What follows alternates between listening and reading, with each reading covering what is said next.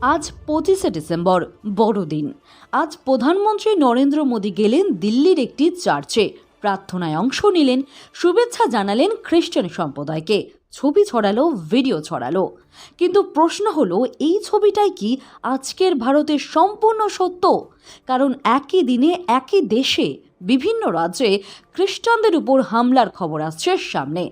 কোথাও চার্চে ঢুকে ভাঙচুর, কোথাও বড়দিনের প্রার্থনা বন্ধ করে দেওয়া, কোথাও আবার যীশু খ্রিস্টের জন্মোৎসব পালন করাই অপরাধ বলে চিহ্নিত করা হচ্ছে।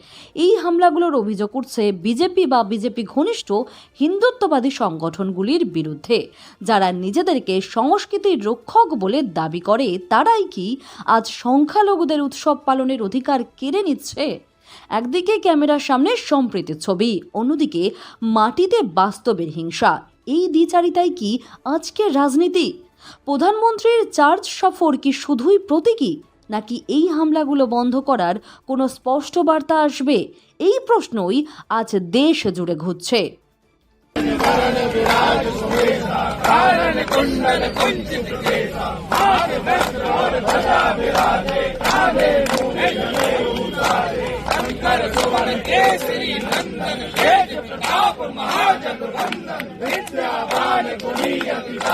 राम काज करवे को